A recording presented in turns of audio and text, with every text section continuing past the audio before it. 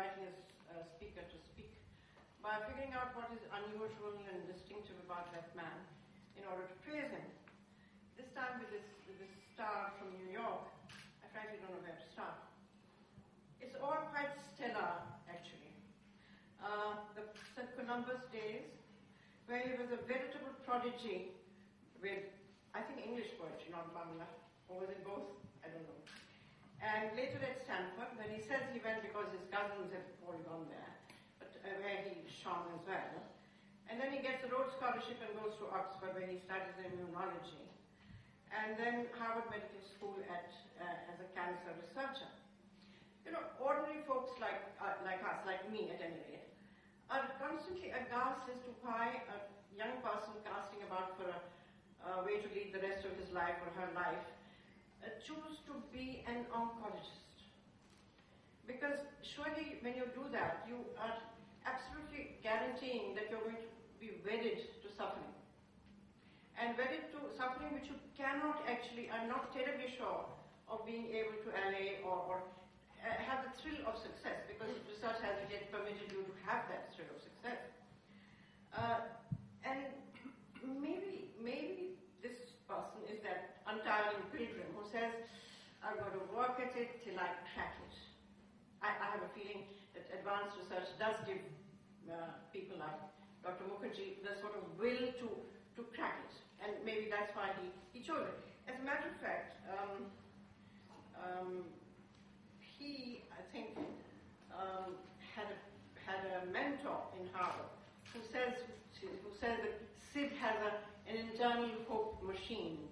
And he also says things like, on the laboratory floor, when things went well, he actually almost levitated.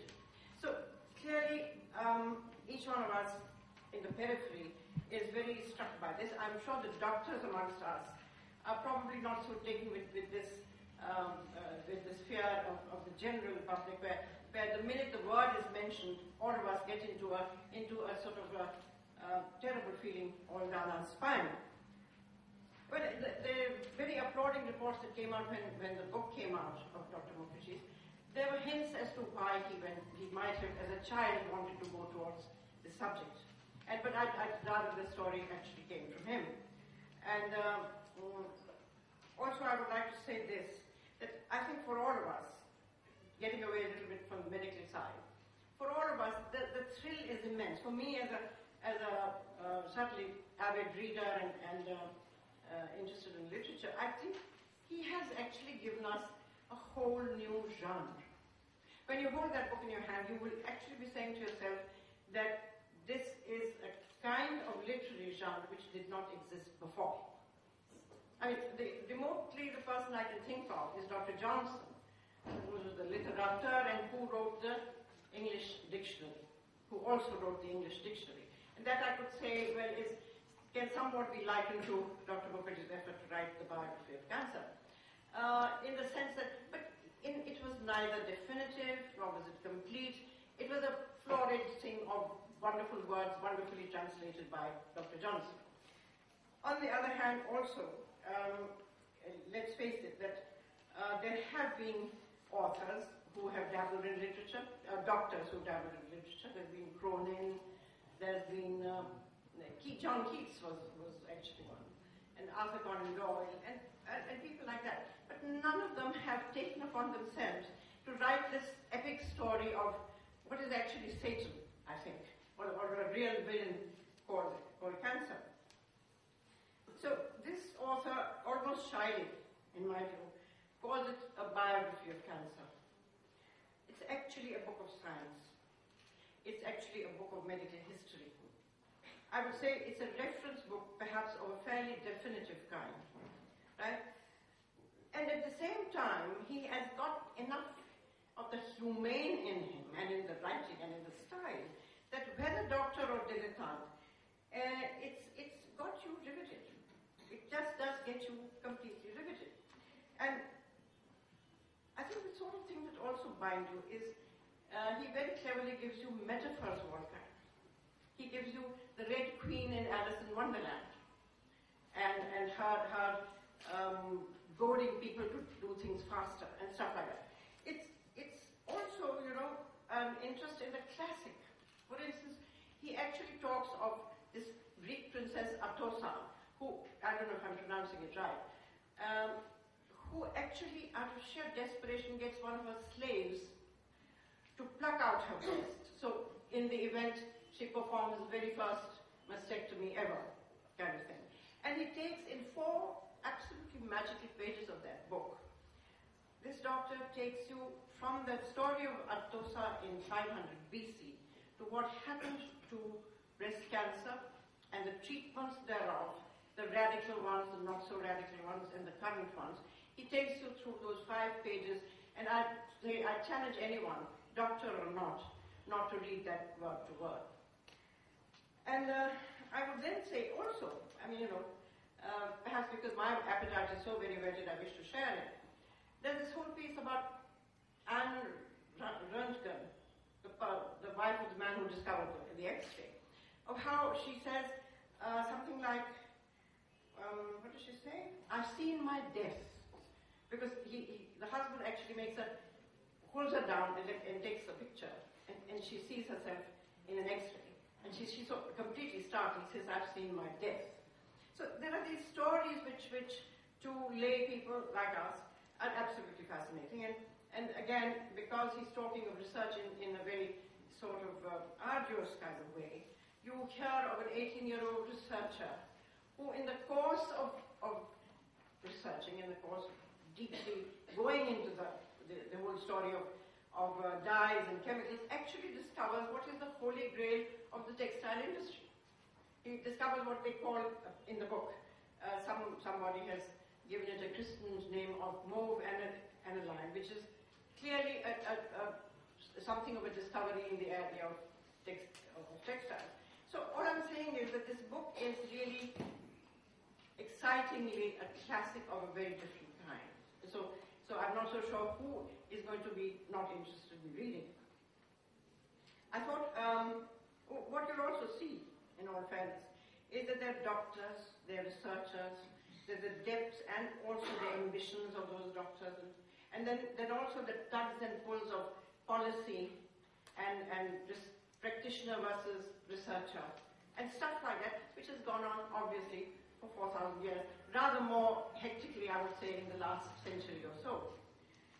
I thought one critic captured it very aptly when he said something to the effect of, here is a passionate young priest recounting the epic tale of none other than Satan. And I think that fits the description rather nicely. And but I have to tell you as I end that Dr. Mukherjee says in his book that even people who are researching and are in the thick of it actually are in the queasy pivoting between defeatism and hope. As far as cancer is concerned, they are between this queasy defeatism. And yet, as you go along, you figure that he's saying that advanced research actually suggests that cancer is normalcy of a sort. In other words, what he's saying is, and I think, I don't know whether you agree with me, but in India particularly, I think we need to be demystified and less afraid. The fear of it is so paralyzing that we tend to do things which are really not right. We don't even know what is right, and we don't feel guided, and hence when he says, I think he's speaking on behalf of advanced research, that cancer is actually normalcy of a sort. I was greatly reassured by that kind of statement. It says cancer is actually normalcy of a sort. It is kind of inherent in most human processes of growth and aging and rejuvenation and healing and reproduction. Now that is reassuring, I would say. Finally, why and how this book? I mean, how come this Satan became the muse of this young man? And quite frankly, since his job is not a sit still, think still type of job, and one is told that his laboratory where he works in New York is like a sci-fi film lab or something which is highly active. How did he find the time and the reason for it? And there too is a lovely story of of a very simple sentence between a patient and a doctor. But I think all of that you must hear from him. Thank you.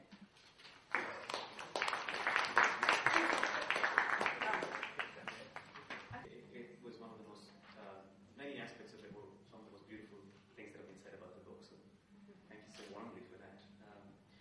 I thought I would today do something unusual, and that is that rather than talk about the content of a book, which is really more of a doorstop than a book. If you fling it at someone, you might hurt them quite badly.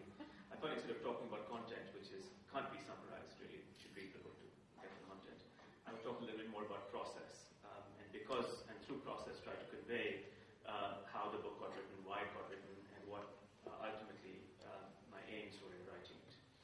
But to start that, I wanted to throw out what the challenge was in writing the book in the first place, and that is to go back to side of the story.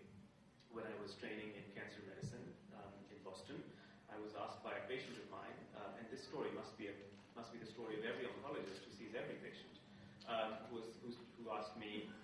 She had undergone chemotherapy, actually had an incredible remission for a variant of sarcoma, a particular kind of cancer, had a remission and a relapse, another remission, and had stretched out this chronic course for about 6.5 years, which is an enormous amount of time for her, important psychic time for her. And she asked me, she said to me, Siddhartha, I'm willing to go on, but I need to know what it is that I'm fighting. And that sentence was very moving for me, because here was someone who actually deserved to know. She deserved to know her history. She deserved to know its antecedents. She deserved to know every single piece of it. What were the medicines we were giving her? Why? What was the history of those medicines? And what was going to happen next to her? What was her fate? And how was that connected, ultimately, to the fate of the tens of thousands, or the hundreds of thousands of patients that had been in her predicament before, and yet there was no history. So here's a disease that will be a statistical reality in each of our lives. And I'm not talking about fantasy here. There is, I would make the conjecture, no one in this room whose life has not been directly or indirectly touched by cancer. And yet, this statistical reality had no history, had no voice. We didn't know who the first patient was that received chemotherapy. What was the origin of that word? How did a woman in 1950 with breast cancer get treated? And what was her predicament? What will happen 10 years from now? Will we be laughing or crying about the challenges of science that have faced us? Harold Barnes recently said to me, even though it's not, Harold Barnes, the director of the National Cancer Institute, the winner of the Nobel Prize, said to me, even if we don't find the drugs that we're so much hoping for, or the preventions that we're very much hoping for, this will be a magical decade for the science of cancer. But yet, if this is a magical decade for the science of cancer, how come so many of us don't know very much about it? What is magical about it, then? What is its content? So that was the challenge. And there was also, of course, the challenge of the information. There are 300,000 papers this year alone produced on cancer. You cannot, how does one then convey the essence of the story, the central narrative of that story, which is so vast and yet should be told? In other words, you and I, as public citizens, as human beings, as friends, husbands, wives, parents, lovers of people who have cancer, should be able to have a sophisticated conversation about what the disease is, where we are, and what's happening next, like we have about anything so important and statistically elemental in our lives. And yet, there was the challenge of information, which is how do you take all this information and make it into a story?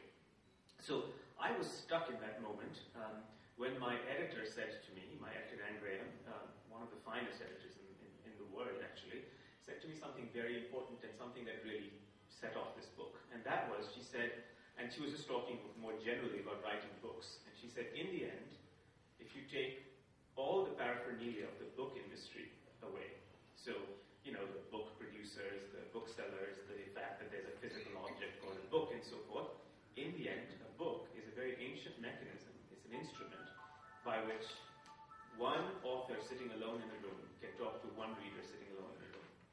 You have to forget about everything else.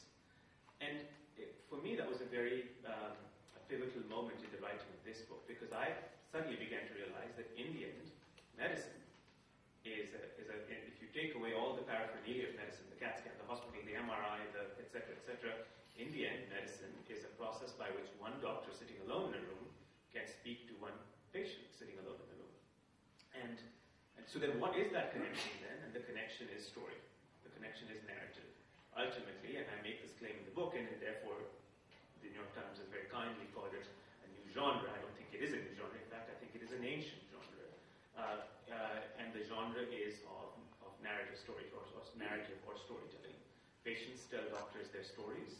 Doctors listen if they're appropriate. The doctors listen to the story and return back a story to the patient about the way disease happens, pathology, pathophysiology. And in that transaction between patients and doctors, and so it's an elemental transaction. This is the transaction we have been going through since the birth of, as far as I know, since the birth of civilization. This very elemental transaction involves a deep degree of trust. It involves some hope. Hopes can be broken. Trust can be broken. It's a very human process. And in fact, in that moment, in that narrative moment, captures the notion of storytelling. And so it became clear to me, actually, that there was a great irony in writing the book. And the great irony in writing this kind of book was the only way then you can tell a story, a very large story, is by telling very small stories. And in other words, cast an eye on a story, in this case, that takes 4,000 years, in which hundreds of characters enter, come in, and go out. And the only process by which that can be brought alive and made readable, made understandable, made human, is by telling very small stories. And therefore, as I said, there's this wonderful talk about genre making. The only genre that is being created here is a genre of storytelling which goes very deeply into very small details, and in doing so, I hope, brings alive the lives of people, doctors, scientists, but also, most importantly, patients who have faced this disease and continue to face it and will so in the future. So I'm going to now do something, as I said, a little bit unusual, and that is that I would like to read maybe 2 or 3 passages from the book. And in those passages, I'll take a little discursive sideline and talk about how that story was generated. What was the process by which that story was generated? And in particular, actually having heard your comments, I'd like to actually take that passage that you talked about the Queen, and walk her through history, as again to remind us where we are. So I'll take that, do that second, and an earlier passage I'll talk a little bit about before. So the earlier passage, I'm going to start by prefacing it by saying that the way to stitch together a narrative book like this, again, when the problem appears so large, is that in fact you should look at the small, is that I picked one character that I would follow through the book. Indeed, it turns out that Sidney Farber, the main character that I follow through the book, dies in the middle of the book. Historically, he happened to die in 1973. It's a sad event, but he happened to die. But by that time, again, I felt to myself in writing the book that even if he died in the middle of the book, the reader would have so much confidence, so much sympathy for him, that his shadow would actually extend right to the end of the book, and you wouldn't need him. He would be like a Virgil, but a half Virgil. He would bring you halfway there, and then the rest of it you could walk yourself, because you already acquired a kind of sympathy for him, a sympathy for his notion, his character. So who was Sidney Farber? Sidney Farber was a young physician, and he was a pathologist, not an oncologist, not a surgeon, but someone whose job involved looking at tissues under the microscope and diagnosing diseases. And he'd been in Boston. He had studied in Germany. He was Jewish. In fact, he didn't get into Harvard Medical School because there was no slots available for however brilliant you were as a Jewish student. So he had to actually study, ironically, in Germany, to then come back to Harvard, and then study at Harvard. And then spent some time as a pathologist, and he was labeled, he was very good at his job, and he was labeled a doctor of the dead, because his job involved usually diagnosing diseases after the children were dead. He was a pediatric pathologist. But then he began to have a vision, and that was that he was particularly interested in cancer, and within the cancers, he was particularly interested in leukemia. And one question that I handle in the book is, why on earth leukemia? So leukemia is a relatively rare variant of cancer. It's not very rare, but it's rare compared to, for instance, breast cancer or lung cancer. But leukemia had a very crucial advantage, and that is that it could be measured. And by measurement, I mean that you could draw. Leukemia is a cancer of the blood, as some of you might know, white blood cells. And white blood cells circulate in the entirety of your body, and by virtue of that circulation in the entirety of your body, you could draw a drop of blood and look at it under the microscope and see how many leukemic cells there were. Now this is an age, this is 1948, this is an age before the CAT scan and the MRI, and you couldn't measure the size of an internal tumor. There was no mechanism to look at the size of an internal tumor. But because leukemia could be measured, Farber became interested because science always begins with measurement. The minute you perform a measurement, you're actually performing a scientific activity at its very essence. And by doing this, Farber began to wonder, could he treat leukemia? Because he could count it.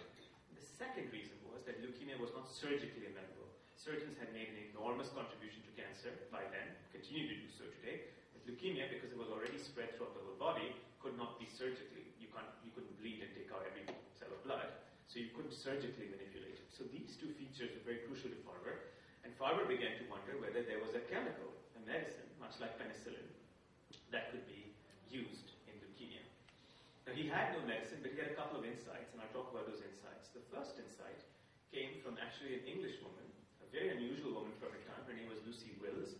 She was at Oxford. I have a great story. One of the things that I did in the book is I kept collecting story upon stories. I'd go and interview. There are about 1,000 interviews that are condensed in this book. But I keep talking to these people. What was Lucy Wills like? And someone said to me, Lucy Wills, the one memory that I had of Lucy Wills is that she was at Oxford. She became a dean. Thank you.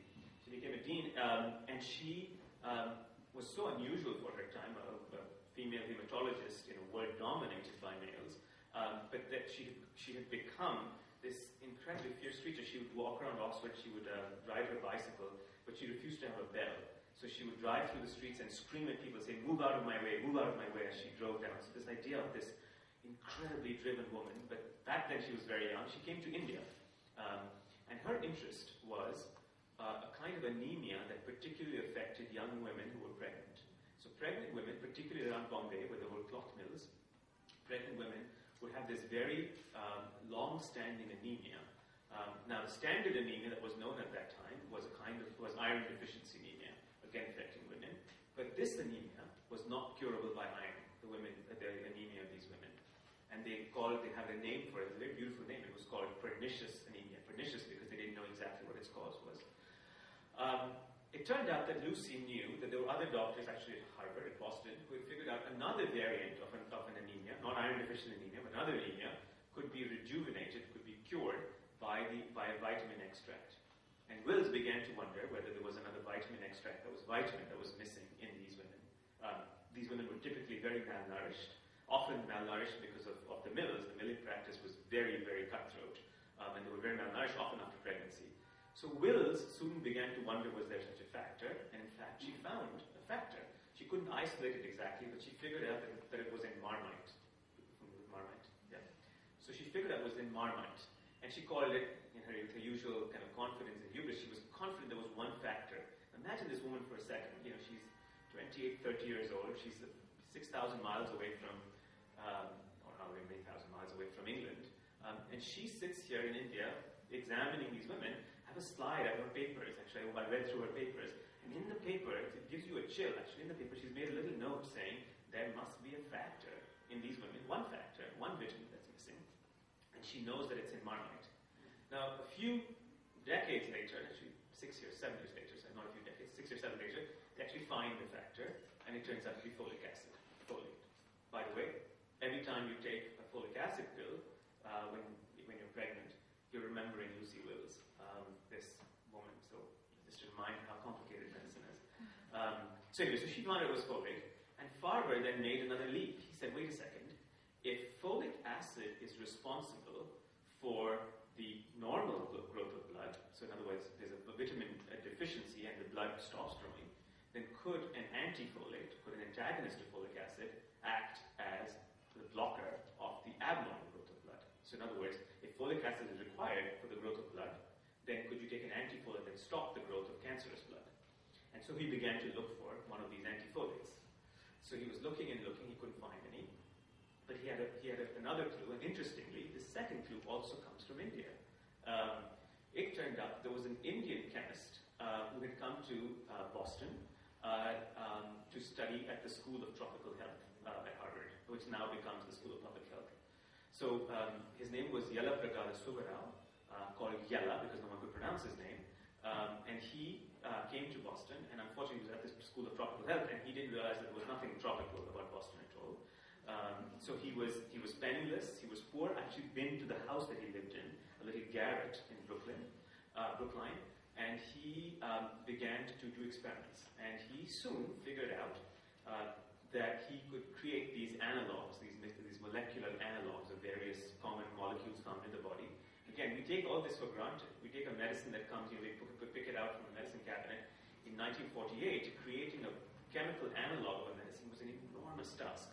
So he began to find these analogs, and he had made amazing discoveries in Cambridge, but being Indian, I mean, they wouldn't take Jewish students to Harvard Medical School. Imagine what it was like to be Indian.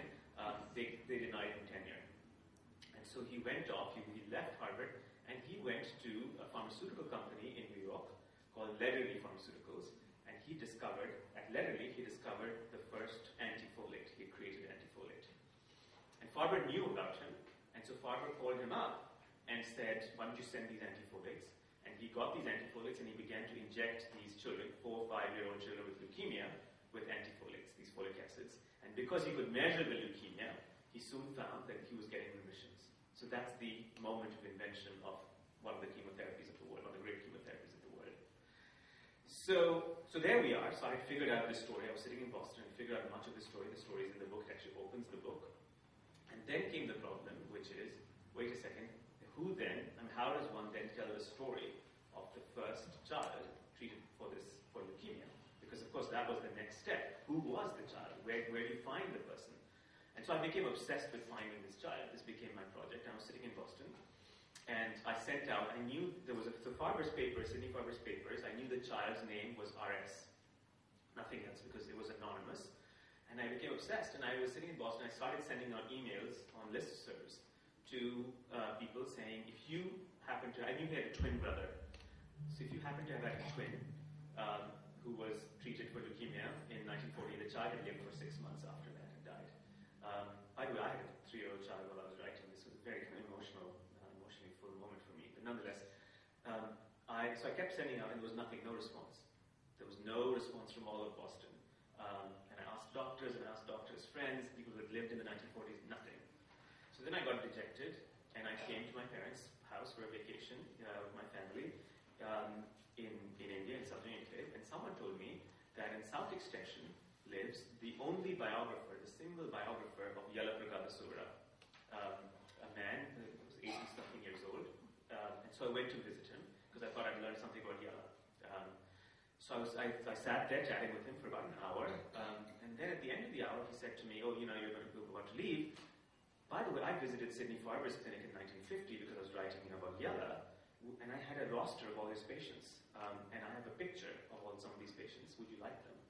And so I opened the file, and there was Robert Sandler's picture from 1948. And this became a metaphor for me. So here you are, 6,000 miles away, trying to find the answer to a question, again, like Lucy Wills, and yet you find it in the most unlikely of all places. It brings the story to a close, right? And that's how I discovered this child. I opened the book with the dedication. The book is actually dedicated to Robert Sandler, 1945 to 1948, and to those who came before and after him, thinking, of course, of my own daughter, who comes after him at 3 years old, and of the legion of cancer patients that will come before and after him. So that's how I discovered Robert Sandler, and in fact, his picture, for people who have the book, his picture actually is one of the opening pictures of the book, because I got it from Mr. R.P.S. Gupta, who's Yala's biographer.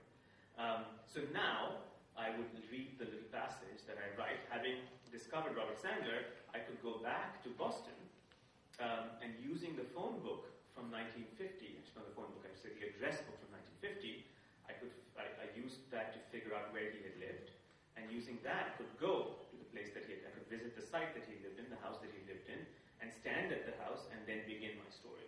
Because again, if you don't do that, you lose. Again, it's the smallness that conveys the largeness, and unless I knew that child, I thought the book would be lifeless, and therefore.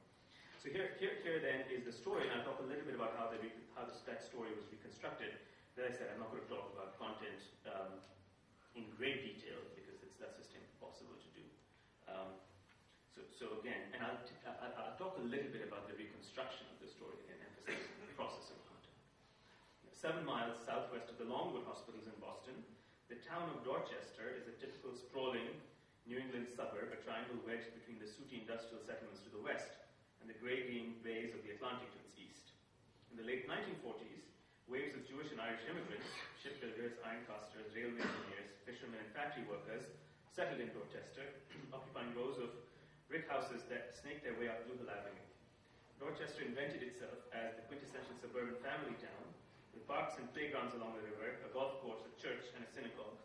On Sunday afternoons, families converged at Franklin Park to walk through its leafy pathways or to watch ostriches, polar bears, and tigers at its zoo. So, again, it's a small note about process. To write that paragraph, in other words, I had to rediscover the history of Dorchester. And so there are about, I would say there are about, 30 snippets of books that's conveyed, that's condensed in that paragraph. And the only reason that can be done is because in order to create the life of this child, you need to know where was he living. Someone came to me when I was reading in Seattle. Someone came to me. I lived in Dorchester in 1948. How did you know that there were tigers at the zoo or ostriches at the zoo? And I couldn't tell them the answer. I remembered some piece of it somewhere in the back of memory. I'd read some piece that it was, that. And I kept thinking, if I had a 3-year-old child, what would my 3-year-old child remember about living in Dorchester? And I said to myself, they would remember the zoo, of course, right? And if they remembered the zoo, then it was my job to go and find out what was at the zoo, what was in the zoo. So, because again, unless you look through the eyes of the 3-year-old, you'd never be able to tell a story, or this story. And it turns out, of course, that on August 16, 1947, in a house across from the zoo, in fact, Robert's window looked out into Dorchester Zoo. The child of a ship worker in Boston Yards. The reason I knew he was a child of a ship worker is because I looked up in the Boston address directory. It lists the profession of your father. Fell mysteriously ill with a low-grade fever that waxed and waned over 2 weeks without pattern, followed by increasing lethargy and pallor. I know that because Sidney Farber now records the case of RS, and in the New England Journal of Medicine in 1948, he picks up the case. So now I know all the details because I can tell you exactly what happened. His twin, Elliot, which I figured out now by looking at the phone directory, was an active cherubic toddler in perfect health. 10 days after his first fever, Robert's condition worsened significantly. His temperature climbed higher. His complexion turned from a rosy to a spectral milky white. He was brought to Children's Hospital in Boston. His spleen, and now we're going back to Sidney Farber's paper, a fist-sized organ that stores and makes blood, was visibly enlarged, heaving down like an overfilled bag. A drop of blood under Farber's microscope, and this is a hypothesis. I don't know that Farber looked at a drop of blood under the microscope, but he must have to diagnose the illness, reveal the identity of his illness. Thousands of immature lymphoid leukemic blasts were dividing in a frenzy, and this is because I've seen them myself, their chromosomes condensing and uncondensing like tiny clenched and unclenched fists. This one little passage more. Sandler arrived at Children's Hospital just a few weeks after Farber had received his first package from Yella and Ledderly. On September 6, 1947, I know that date because the newspaper tells me that, Farber began to inject Sandler with pyrrole aspartic acid, or PAA, the first of Lederle's antifolates. Consent to run a clinical trial for a drug, even a toxic drug, was not typically required. Parents were occasionally personally informed about the trial, but the children were never informed or consulted. The Nuremberg Code for Human Experimentation, now we go into the vast span of history, which now is coming from Europe, through Nazism actually. The Nuremberg Code for Human Experimentation, requiring explicit voluntary consent from parents, was drafted on August 9, 1947, less than a month before the PAA trial, and it's doubtful that Farber in Boston would have ever heard of any such required code. So Farber starts treating this child with the antifolates, and then I write, the response was marked. The white cell count, which had climbed astronomically, 10,000 in September, 20,000 in November, and 70,000 in December. This is essentially a curve, a graph from the paper, which you can actually plot out, suddenly stopped rising and hovered at a plateau. And then even more remarkably, the count actually started to drop, the leukemic blasts gradually flickering out of the blood and then all but disappearing. By New Year's Eve, the count had dropped to nearly 1/6 its peak value, bottoming out at a nearly normal level. The cancer hadn't vanished. Under the microscope, there were still malignant white cells, but it had temporarily abated, frozen into a hematological stalemate in the frozen Boston winter. On January 13, 1948, Sandler returned to the clinic, walking on his own for the first time in 2 months. His spleen and liver had shrunk so dramatically that his clothes, Farber noted, and this is from the actual paper, how lyrical it is that Sidney Farber is writing this in a paper, in the most cold clinical paper. The only little note he says, his clothes had become loose around the abdomen. His spleen had shrunk so quickly. His bleeding had stopped. His appetite turned ravenous as he were trying to catch up on 6 months of lost meals. By February, Farber noted, the child's alertness, nutrition, and activity were equal to his twins. For a brief month or so, Robert Sandler and Elliot Sandler seemed identical again. That's where we stop the story. But of course, the story continues because I published this book and it had started getting, initially we had thought that we would print a few copies, but in the first week of sales, it was unprecedented. We finished copies. We couldn't find any more copies, so we went back to press. We've gone back to press 8 times now. And in the first printing, I got a phone call about 10 days after the book was published from my editor from Nan, and she said, Siddhartha, you need to sit down because I have a phone call for you. So I sat down. I was in my office. I was writing a grant, and it was Elliot Sandler, the twin, on the phone. And he said to me, I was walking. He lives in Maine. I would have never found him in Boston. And he was walking, and he saw this book. And he remembered that his twin child his twin brother had leukemia. He picked up the book and he saw his twin brother's name in the front piece. And then he called up, and it turns out his mother is still alive. Helen Sandler is still alive. She's 80-something. I would have never suspected that. And he began to read his mother. His mother was moved to tears because, of course, this is her child. And then he told me this incredible story. He said that for Helen, the mother, Helen was Jewish, and for Helen, the idea of when the child had died, when Robert had died, Farber had begged Helen to allow him to do an autopsy. Farber was a pathologist. It's the only way he learned. And he begged Helen, and Helen said, according to our religion, according to Judaism, that's sacrilege. We don't open a dead body. And so she had begged Farber back to give him back the child, and then Farber had begged her, and finally she had relented. She said, fine, you should perform an autopsy. And of course, the autopsy is what goes into this paper. And she said that decision had haunted her for 74 years, or however many years. And that so one thing I'd like to say is that it was lovely to get so many nice comments about the book. But to me, the most important comment is what Helen Sandler said through her son. She said, "This book closes my story, that haunted story for her." And it was more praise than I gotten from many other sources. So anyway, for me, it was a reminder again that you can start a circle. That circle widens, it closes, it ripples out, and there's something so complex and fascinating about the way stories are told, and that you can tell one story and then something else comes back, and then yet another thing comes back. So the last piece of it is that I happened to tell this story to someone, and they said, well, we should now do a little film about this. So now I'm going back to Boston, trying to find the child again, and going back to Dorchester, looking through their album of their pictures and so forth. Do I have time to read one more passage? How are we doing?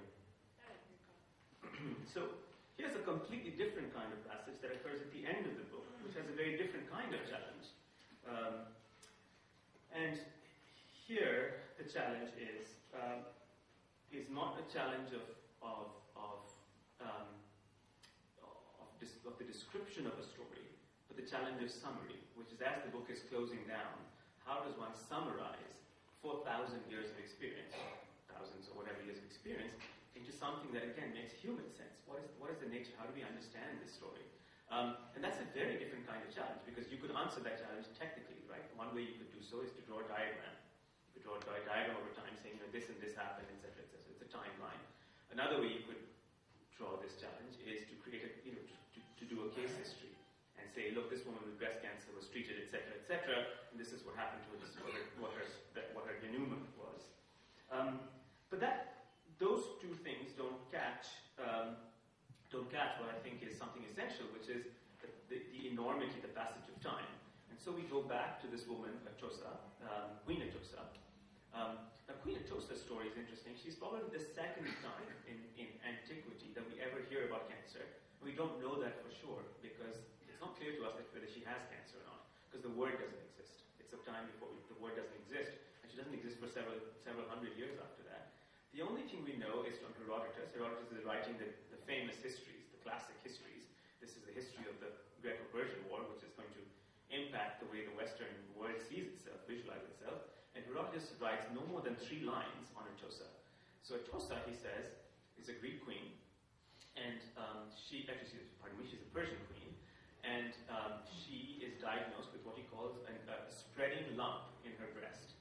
Now, could have been an infection, could have been an abscess, but the description, again, surgeons have read it and said it's very reminiscent of inflammatory breast cancer. And she then asks, her first response to it is what you talked about, Zaida, is she hides it in shame. Her first response is shame. And just remember how contemporary the story is. The story is occurring in 440 BC. So she's hiding in shame, and she denies her own doctors. She said, I don't want to be treated. And ultimately, it's a Greek slave. The Persians had Greek slaves, and a Greek slave called Democedes, who is allowed to examine the breast and ultimately treat her breast. We think through a lumpectomy, because Atossa is subsequently cured. And she's so grateful to this Greek slave, Democedes, that she promises him anything. She said, you can have anything. And the Greek slave asks her, he wants to go back to Greece. And he says, well, your husband, Darius, is trying to mount a campaign on the eastern side of Persia, on Scythia. But instead, if he mounts a campaign and wins Greece, then I can go back to Greece myself. Even as your slave, I want to return back to my home country. And so Atossa goes back to her husband, and she pleads him, according to Herodotus, she pleads him to turn the campaign from the eastern face of Persia to the western face of Persia. Now, people who know ancient history know that that is a pivotal moment in ancient history, because this is a world whose axis is turning basically from the eastern axis to the western axis that launches, according to Herodotus, that launches the Greco-Persian War, and the defeat of the Persians in the Greco-Persian War, of course, is the moment that launches Western history, as historians know. So there's a moment of irony there. Herodotus dedicates 3 lines to this woman, and yet she, of course, changes the entire course of human history according to him. Now, is the story apocryphal? We don't know. But at least to Herodotus, this was important enough that this is how he described it. So now we revisit Atossa. This is the last few pages of the book. We revisit Atossa to try to tease out what has happened when patient asks you, well, what has happened? So I'm now going to read the second section. Permit a thought experiment, I write. Recall Atossa, the Persian queen with breast cancer in 500 BC. Now imagine her traveling through time, appearing and reappearing in one age after the next. She's cancer's Dorian Gray. As she moves through the arc of history, her tumor, frozen in stage and behavior, remains the same. Atossa's case allows us to recapitulate past advances in cancer therapy and to consider its future. How has her treatment and prognosis shifted in the last 4,000 years? And, of course, what happens to Atossa later in the new millennium? First, picture back in time to Imhotep's clinic in Egypt in 2500 BC. This is actually the very first time anything like cancer ever is described. Imhotep has a name for her illness, but it is a hieroglyph that we cannot pronounce. He provides a diagnosis, but then he says there is no treatment, humbly closing the case. In 500 BC, in her own court, Atossa self-prescribes the most primitive form of mastectomy, which is performed by a Greek slave. 200 years later in Thrace, Hippocrates identifies her tumor as a carcinos, thus giving her a name that will ring through its future. By the way, this is the first time the word cancer appears in Hippocrates' writing. And the reason Hippocrates calls it cancer, which is also the cover of the book, is because he imagines a tumor as a crab buried under the skin, and the blood vessels spread like the legs of a crab. And therefore, the connection of the astrological sign cancer and the word cancer. 1,000 years flash by. Atossa's entrapped black bile, this is the time, this is Galen's theory, is purged from her body, yet the tumor keeps growing, relapsing, invading, and metastasizing. Medieval surgeons understand little about Atossa's disease, but they chisel away at her cancer with knives and scalpels. This is the beginning of the age of surgery. Some offer frog's blood, lead plates, goat dung, holy water, crab paste, and caustic chemicals as treatment. These are actually drawn from medieval documents. In 1778, in John Hunter's clinic in London, her cancer is assigned a stage. Early localized breast cancer versus late invasive cancer. So we're beginning to see the kind of staging mechanism that we actually use for cancer today. For the former, John Hunter recommends a local operation, again remembering that local cancers are treated locally, systemic cancers are treated differently. And for the latter, these are his words, Hunter's words, he says, remote sympathy. When atosa emerges again in the 19th century, she encounters a new world of surgery. In Halstead's Baltimore clinic in 1890, I go through William Halstead's history, atosa's breast cancer is treated with the boldest and most definitive therapy thus far, radical mastectomy with a large excision of the tumor and removal of the deep chest muscles and lymph node under the arm and the collarbone. By the way, it took 90 years to prove that that aggressive treatment had no benefit whatsoever, that this radical surgery was totally useless. In the early 20th century, radiation oncologists tried to obliterate the tumor locally using X-rays. By the 1950s, yet another generation of surgeons learns to combine these two strategies, although this time tempered by moderation. Atosa's cancer is treated locally with a simple mastectomy, much less morbid procedure, and a lumpectomy followed by irradiation. In the 1970s, newer therapeutic strategies emerged. Atosa surgery is followed by adjuvant combination chemotherapy to diminish the chance of a relapse. A tumor tests positive for the estrogen receptor, and so tamoxifen, an anti-estrogen, is also added to prevent a relapse.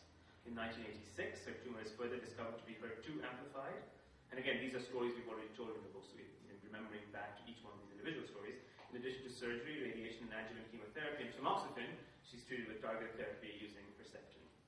It is impossible to enumerate the precise impact of these interventions on atosa's survival. The shifting landscape of trials doesn't allow a direct comparison between atosa's fate in 500 BC and her fate in 1989, but surgery, chemotherapy, radiation, hormonal therapy, and targeted therapy have likely added anywhere between 17 and 30 years to her survival. Diagnosed at 40, say, atosa can reasonably be expected to celebrate her 60th birthday. In the mid-1990s, the management of atosa's breast cancer takes another turn. Her diagnosis at an early age and her ancestry raise the question of whether she carries a mutation in BRCA1 or BRCA2. These are, again, things that we've learned in the process of the book, I hope. Atosa's genome is sequenced, and indeed a mutation is found. She enters an intensive screening program to detect the appearance of her tumor in the unaffected breast. Her two daughters are also tested. Found positive for BRCA1, they're offered either intensive screening, a prophylactic bilateral mastectomy, or tamoxifen to prevent the development of invasive breast cancer. For Atosa's daughters, the impacts of screening and prophylaxis are dramatic. A breast MRI might identify a small lump in one daughter. It might be found to be breast cancer and surgically removed in its early pre-invasive stage. The other daughter might choose to undergo prophylactic bilateral mastectomy. Having excised her breasts preemptively, she might live out her life free of breast cancer. By the way, each of these sentences refers back to a seminal clinical trial, which proved or didn't prove whether a prophylactic bilateral mastectomy in a woman who was BRCA1 positive or BRCA2 positive extends lives or doesn't extend life, and what happens exactly, what the current screening protocols are. Move Atosa into the future now. In 2050, Atosa will arrive at her breast oncologist clinic with a thumb-sized flash drive containing the entire sequence of her cancer's genome, identifying every mutation in every gene. The first time the human genome was solved, the cost was on the order of several $1 million, running into nearly $100 billion. Currently, we are sequencing 3 human genomes, that everyone's doing really special in doing so, for about $10,000 a piece.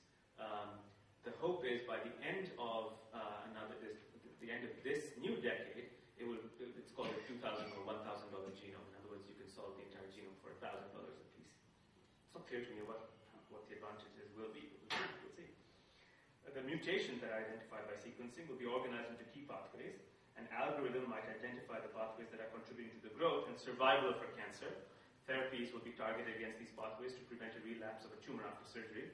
She will begin with one combination of targeted drugs, expect to switch to a second cocktail when her cancer mutates, and switch again when the cancer mutates again. She will likely take some form of medicine, whether to prevent, cure, or palliate her illness for the rest of her life. This, indubitably, is progress. But before we become too dazzled by Atosa's survival, it's worthwhile putting it into perspective.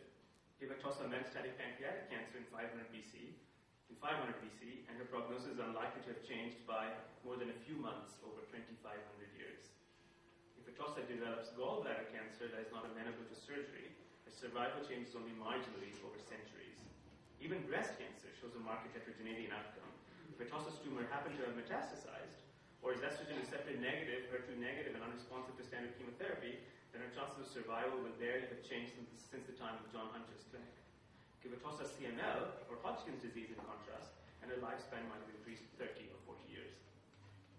Part of the unpredictability about the trajectory of cancer in the future is that we do not yet know the biological basis for this heterogeneity. We cannot fathom, for instance, what makes pancreatic cancer or gallbladder cancer so markedly different from CML or autosus breast cancer. What is certain, however, is that even the knowledge of cancer's biology is unlikely to eradicate cancer fully from our lives. As Richard Dole suggests, and as Atossa epitomizes, we might as well focus on prolonging life rather than eliminating death. This war on cancer, in other words, might best be won by redefining what victory is. So that's the passage, again, a long summary. So I think maybe I will stop here, take questions from you, Saira, take questions from the audience. I'm happy to read another passage if people are interested in the last passage of the book. Whatever piques one's curiosity. I don't know, how do you want to run the session? I thought that there would be people here wanting to raise hands and ask questions, and I don't want to discourage that. I think all of us have some mysterious thing nagging at us. Here's the man. Please ask. Yes? Okay. My name is G.S. Iyer, and that is why I was curious to hear you, sir. Because usually we have diplomatic, political, economic kind of discussions here. This is a very unusual one, though it is very different, and that is a matter of curiosity. I've been struggling with it for a few years. Nobody was sure, like you were saying, Dr. Mom. Finally, they said it's some form of lymphoma. Treated here, they said, oh, I am okay, as maybe it works out. I found that, as you said, being confident about the matter, not getting run over by the feelings was very important. And that is very important psychologically to support my wife, who was more scared about it than I was. If the caregiver collapses, it is not at all good for the patient. And the second thing, from one thing which I can endorse what is from a personal experience, is that when the last of these scans came out saying there was no sign of any disease after 1 year of treatment, the doctors looked more thrilled than me or my wife. Then again, I thought precisely the same thing that you said, Dr. Imam, that why a person becomes an oncologist? Because this is such a rare thing it must have been, or not a frequent thing, that they visibly thrilled when we went with the last scan reports. I just want to share it. I hope this experience doesn't happen to anyone else out here in this room. The only little question I had was, Doctor, has the chances of getting cancer increased over a period of time? Because I had always been a very fit person. Nothing happened to me ever. I never was sick in any significant sense. Then suddenly at 67, 68, it pops up out of nowhere. Similarly, has it increased because of any changes in the world, the way in which we live, etc.? It's a broad question, but I don't know whether it's a very important question. First of all, congratulations. I'm also excited about your mission. So the question of whether cancer incidence is increasing is a very, very complicated question. In fact, it's much more complicated than you can imagine. I'll tell you a couple of reasons why. Cancer, many cancers, lymphomas, for instance, breast cancer, prostate cancer, are age-related diseases. Not all cancers are age-related. I just told you the story of a child with cancer, but many cancers are. And in fact, one of the reasons that cancer incidence is decreasing is because the population is aging overall. And so, as we don't succumb to other diseases, tuberculosis, smallpox, polio, typhoid, typhus, cancer emerges in what I call the double negative, when all other killers are killed. And that's happening all around the world. But that's not the only reason. The second reason is that we're diagnosing cancer earlier and earlier, and diagnosing it more accurately. So for instance, with mammography, we're diagnosing breast cancer earlier. With the PSA, we're often diagnosing prostate cancer earlier. And it will seem as if incidence is increasing, when in fact all you're doing is diagnosing. So that's the second reason. The third reason is that there are new carcinogens in the world. And some of them are not new at all, actually. Some of them are quite old. Big one being tobacco smoke. There's been a spectacular rise in the West and to somewhat in the East of tobacco smoking, and has led to not only lung cancer, which we know about, but lip, throat, bladder, pancreatic cancer, etc. So there are new carcinogens in the world that are also driving up the incidence. then there are finally things that we can't explain why they're increasing. So for instance, interestingly, that you was pointed out, no one's exactly sure why lymphoma is increasing in the population of the world. The increase is over and above what would be expected from aging itself. So there's something that is going on in the environment, or in a carcinogen, or something that's occurring that is causing an increase in lymphoma. We don't know why.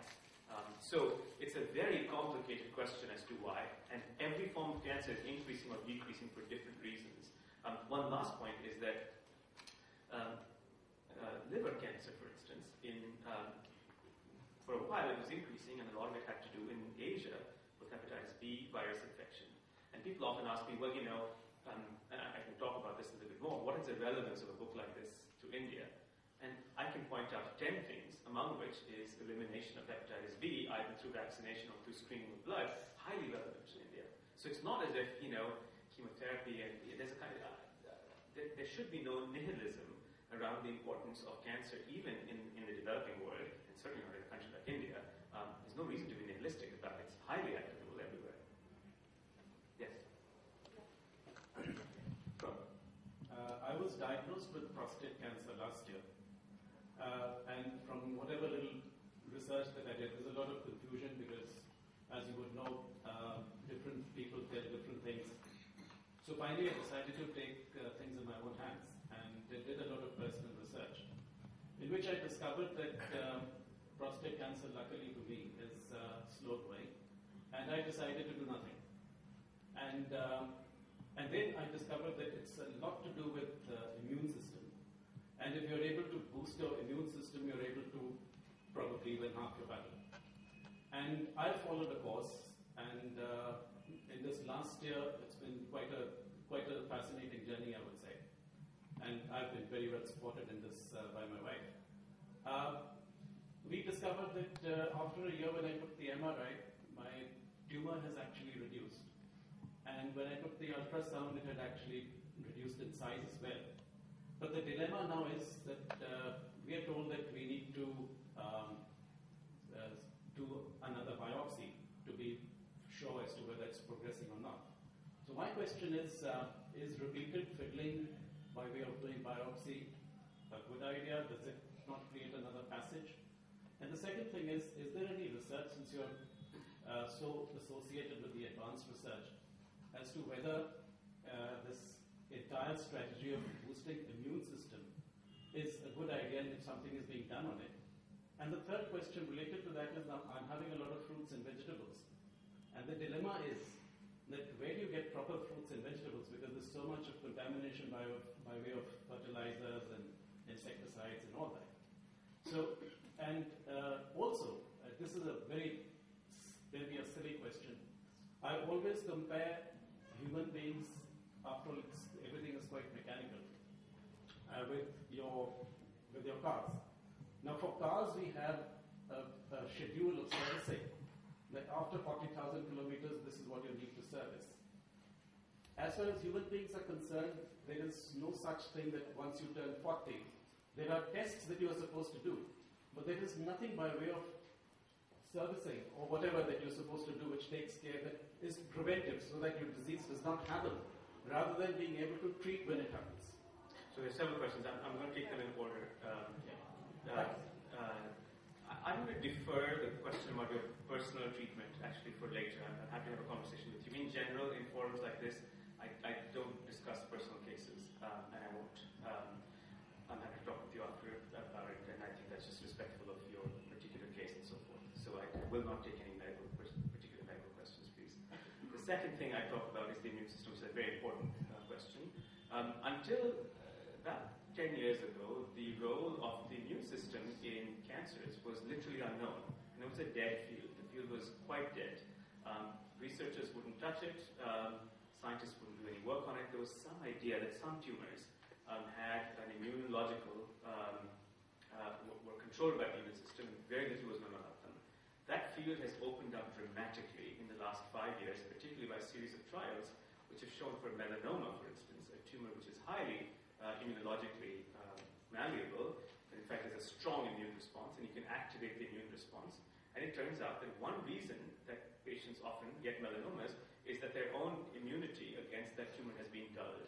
And if you can reactivate that immunity, that you can, in fact, react. The problem is that the number of drugs that we know that can do this are very few. And the anecdotal reports about various immune boosters that we have, when they're tested in relatively rigorous clinical trials, never seem to work. So there's never been, in my experience, a good solid trial that has shown without bias that the generic immune booster that is, by the way, now commands a multi-billion-dollar market, is going to all of a sudden wake your immune system up and thereby attack your tumors. So unfortunately, it will have to be probably a relatively potent drug. There's such drugs are becoming available, and I hope they become more available in the future. The last point I'd like to make about this is, Simon and I were having a conversation about alternative medicine. I'd like to address the alternative medicine question on its head. My general feeling, and I think it's the general feeling of most sophisticated oncologists, is that alternative medicine is alternative until it stops being so. In other words, there has to be a pipeline. 90% of the drugs that we have in our current pharmacopoeia happen to come from plants. But only a small fraction are synthesized in novo. There are powerful chemicals in plants that have been, or other animals, that have been invented, they have been created by millions of years of evolution. And our ability to scratch the chemical universe is only tiny compared to the diversity of plants. So I'm very much a proponent of the way the PSA moves, but we don't have a better discriminating test. In other words, we're diagnosing cancer which doesn't need to be treated. And in fact, you would probably do the exactly right thing to not treat in a particular case where your tumor happened to be relatively benign in its course. And yet, if you did treat, you'd have the complications of the treatment plus the societal costs of the treatment. And yet, how do you then tell a patient with a hovering PSA of 4.8 or 20.6 to watch and wait? They don't want to do it. Patients don't. Our culture, particularly the word cancer and the language around cancer, is so aggressive that there's a natural inclination to treat. So we're often treating to assuage the patient's psyche rather than treating the patient's disease. And that's a big problem. We spend hundreds of thousands of dollars every year. So I commend you on the fact that you were able to have the wherewithal into the research to do so. But just to finish up then, the way we service the human body, as it were, is changing. It's changed already. With the way we service it for cancer is changing. And that has had an impact in overall cancer survival. The pap smear, the mammogram, PSA testing less so, and certainly colonoscopies for cancer screening, and possibly viral screening for hepatitis B, the elimination of Helicobacter pylori in the stomach bacterium, preventive mechanisms that have had a large public health impact. So that's a paradigm that's changing. I'm and just hearing your narrative, I can't wait to read the book actually. I just have a very simple question. Every time I met someone like Emil Frarek or Don Thomas or somebody like Dennis Lehman, there are wonderful stories in the cancer world itself about how everything was done. How did you decide what to put in the book? Well, the book was a very good question. The manuscript was 3 times its length. So 600, the editor said to me, people will read up to 500 pages, but beyond 500 pages, there is no chance. So I cut a bargain and I said 600. And we made the pages thinner so that it actually could hold the book. So it was 3 times the manuscript. And so then I had to go back and really put many things on the chopping floor. And one of the reasons, we talked a little bit about it, one of the reasons I didn't call it a definitive history of cancer, because that would be totally hubristic, is because I wanted to follow a story, and I claim very much up front, this is one story. It's not every story. It's not possible to convey any story. And that's why I didn't call it a history. I call it a biography because there's a very personal element to this. It's a journey that I take through time, tracing out this history. In fact, nicely as you point out, Emil Freiberg's stories in there, Tom Thomas's stories in there, and of course Dennis Lehman's stories in there. So I interviewed Emil, I interviewed Don, I interviewed Dennis, and then what happened is after the book was written, the book was sent out for about 4 to 6 months to about 60 of the oncologists, but also not oncologists, historians, writers, etc., and it was vetted. And I got back comments from them. In fact, I had an assistant who I hired to receive all the comments from these people to make sure that nothing was forgotten eliminated. And in the end, there was a consensus that was struck. Harold Varmus was very crucial. I thank him in the book because he made sure that in the end, ultimately, although so many stories could be told, two of the really essential ones got on the page. Even so, did I miss many? Absolutely, I apologize for that. Yes. My name is C. Kapoor. I have no connection whatsoever with the medical world, except I have to resort to it from time to time. My question is really the relationship between GM foods and fruits and vegetables and cancer. I know there's a lot of controversy, but I'd like your take on this. Again, I have several points to make about them. Some of which are more controversial than others. I'll make the most controversial point first. I think the most controversial point that I have is, I think in fact, ironically, genetically modified foods are actually one step better than chemically modified foods. We actually are consuming, each one of us, today, tomorrow, we will be consuming chemically modified foods. We might call them different things. Occasionally we can get over them if we really practice organic farming. But as people will point out to you in the audience, the word organic has ceased to have any meaning in the United States because of the negotiations between agricultural lobbyists and the government. You can actually be organic, you can label your food as organic, and actually come from a highly chemically farmed source. So you have to read the fine print. The fine print says, and for instance, when I buy meat for my children, I look at the fine print which says no antibiotics, no hormones, grass-fed meat, right? The word organic doesn't cover that, by the way. You can have antibiotic-ridden, etc., etc. Now, my controversial point was this. My controversial point is that genetically modified, we have to feed large numbers of people, and we often are faced with a choice of either intensive farming using chemicals which are highly toxic, or in some cases genetically modified foods. I tend to think that of those two, I might be biased, I think that the genetically modified foods are actually safer than the chemically modified foods. Now, in an ideal world, would I prefer neither genetically modified nor chemically modified food? Absolutely. In an ideal world, if I didn't have to feed many hungry mouths, I would find a mechanism by which I could farm intensively, safely, in an intelligent way, be cognizant of the climate, be aware of climate change and so forth, such that I'm finding foods and manufacturing foods that are commensurate to the needs of the population. But that's not the world we live in.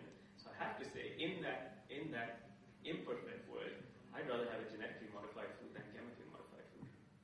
Yes. It's a great experience listening to you. So congratulations. My name is Shubhabrata Ghosh and I work in this institution, WWF India. I have two questions for you. And two very different questions.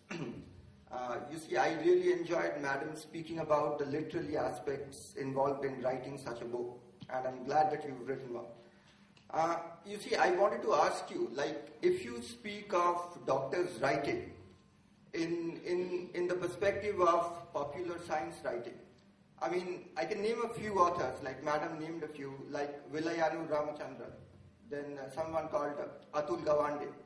And there's been a very absolutely fascinating book by a doctor named Noshi Rankia and Sherwin Newland. These are some of the ones which I've written. Now, you are an Indian who's worked in the United States. I mean, speaking of popular science or of doctors writing, what chances or prospects do you think of doctors replicating these literary initiatives in this country? That's my first question.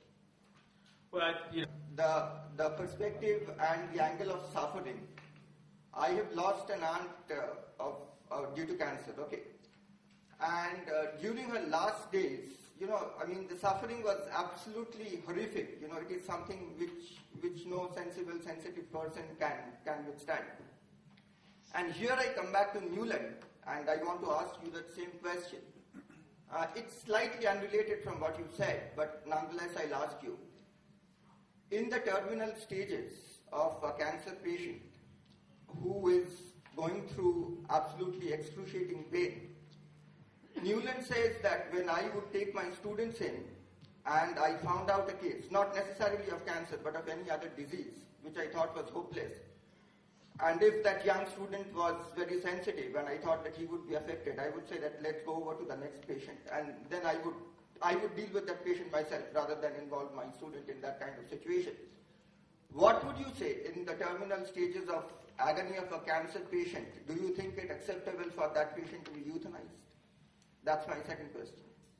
Yeah. It's very politically.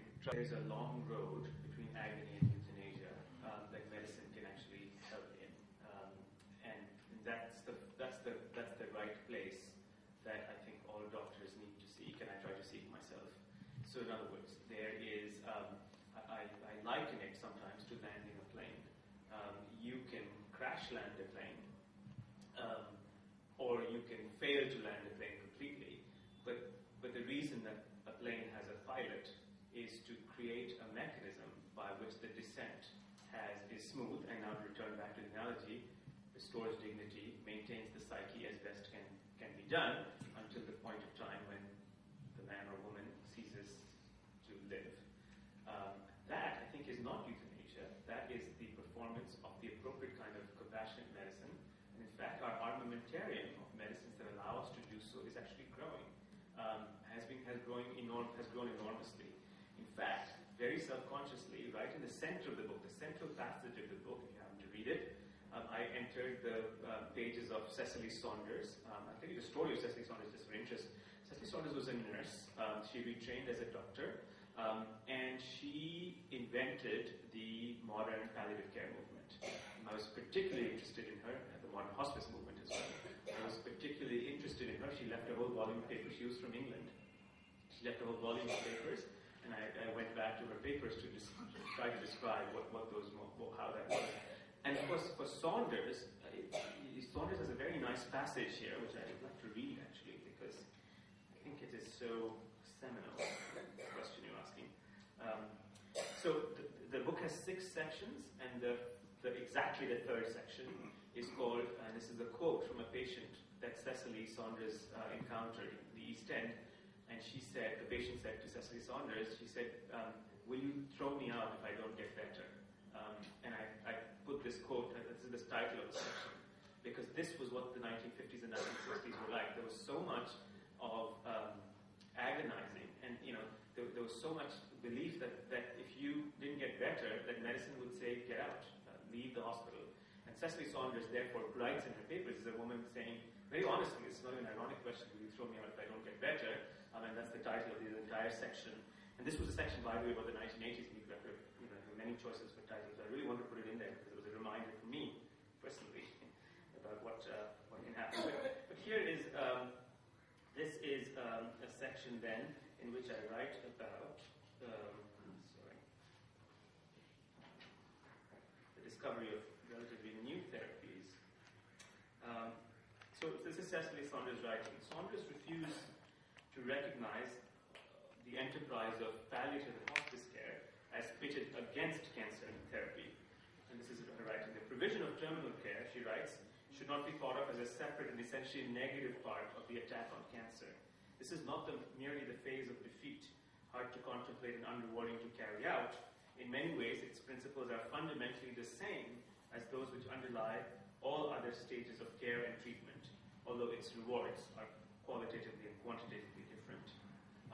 And I think that's one thing that I particularly like to think about as an oncologist. There's a long way between agony and euthanasia, and to find that right spot is a very difficult spot. But, very good clinicians can usually find it, and they can land the plane, if you go back to the analogy, more gently than you can. Sometimes it's not possible, but sometimes it is. Now, your first question, remind me, was about literary aspects of writing a book like this. Well, if you're reading Cecily Saunders, you don't need literature. I mean, that is, that passage. You don't need to be a particularly literary person to realize that this passage has more to say about the nature of human beings than nearly any poetic passages that I can quote you. Literature is part of the DNA of medicine. It happens all the time. It's created all the time. There are various literary aspects to it. Chekhov comes to medicine in a very different way than a surgeon, writer. Actually, Atul is a very close friend. I love his writing. I admire his writing. And the last point is, could one imagine such a, again, coming back to the notion of genre, could one imagine such a genre being formed? And the answer is, I don't know. It's not clear to me that one genre like this should ever be created as genre, because I think what's important is you should write what you think that you care about, and if it's urgent to you, it'll get written. If it's not urgent, it won't get written. If you happen to be a doctor, you happen to write about medicine, that's wonderful. I'm interested in the story, or I'm equally interested in a story which has nothing to do with medicine, but has some exploratory, some inquisitive, some wondrous capacity about it. It happens to be medicine, that's wonderful, and that's why I read Atul Gawande with as much verve as I would read any other writer who's telling me something about the nature of the world. So that's my humble opinion about literary writing and medicine. You've got one last question? Yes, actually, I was about to declare that this question is now going to be the last one. I think there's a gentleman here. Small question. And I'm not an oncologist, I use terminology. How I'm here is my own granddaughter from New York told me to come and listen to you. That's nice. I don't know whether you know her or not. She has read this book of yours. That's very fabulous. Thank you so much. You see, cancer is a very difficult name to accept. We all know that. And a common man, at least in India, there's a lot of problems we have. And the question I'm asking you is, how do you explain a patient, once you make a diagnosis, how do they normally take it? And how do the families take it as it is? The families obviously are the ones who are devastated.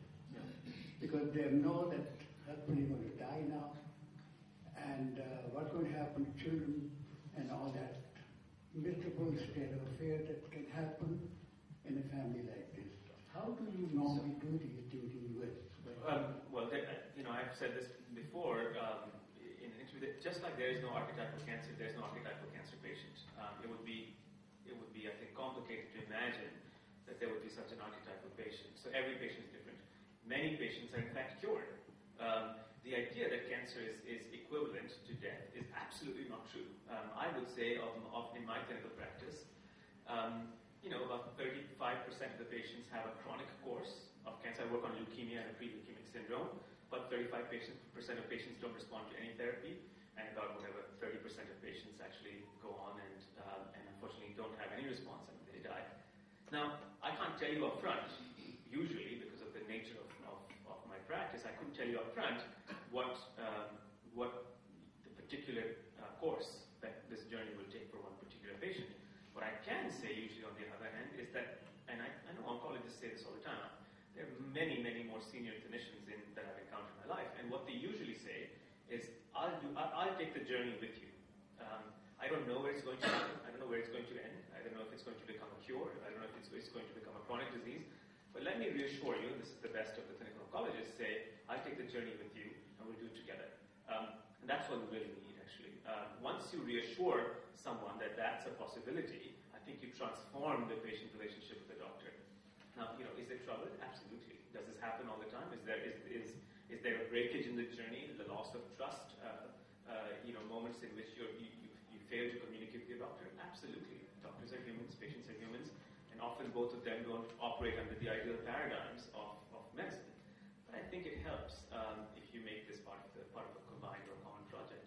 And I think that, by the way, is very similar across nations and cultures. I have friends who've come and done clinical internships in oncology in Bombay, and certainly done some in New Delhi. I actually went to AIMS in New Delhi, and I think there is a universality among good clinicians. There's a universality with which they approach medicine. And so there's actually it's not very different, although there are many cultural overlays that are different. It's not very different at the fundamental sense. The fact that's produced between patient and doctor is quite relatively universal, I think. Thank you ever so much.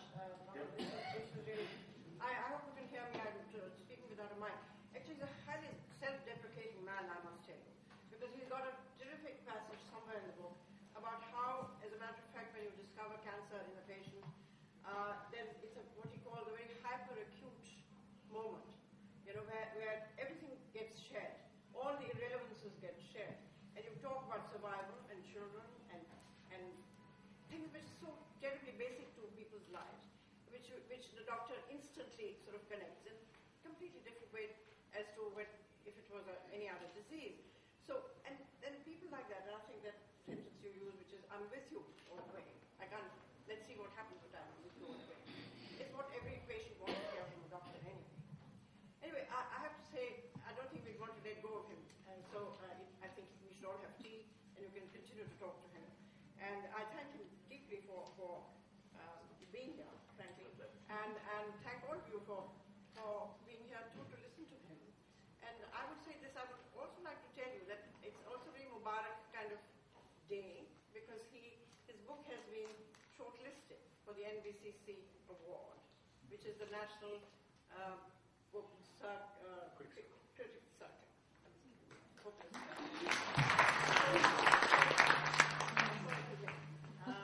And that aside, I think there is no question that hope machine inside you remains extremely active. And I hope you listen to the Red Queen. Thank you. Come and have tea with us.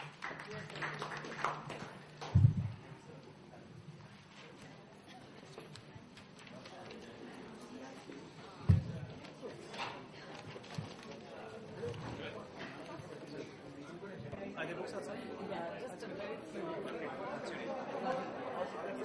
I'd like to have people who are into a humane way, highly successful people who are going into humane things to society. They're more significant than the success. So if you're trying to make successful people more significant, this man is more successful and highly successful.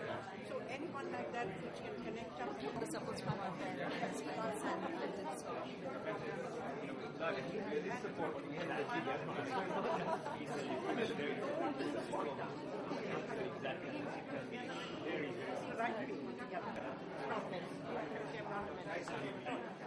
How are you? Good.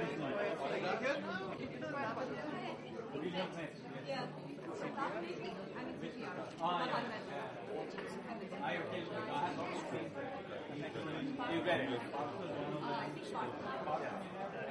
SAR coordination.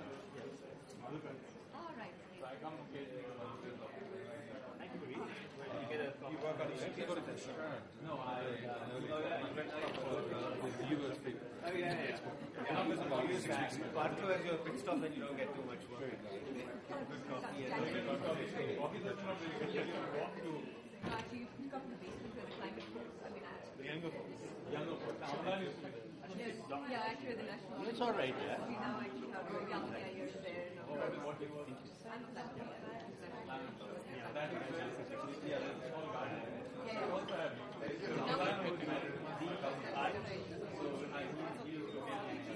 Now we take over the so we have a nice kitchenette with basics, freshly cooked.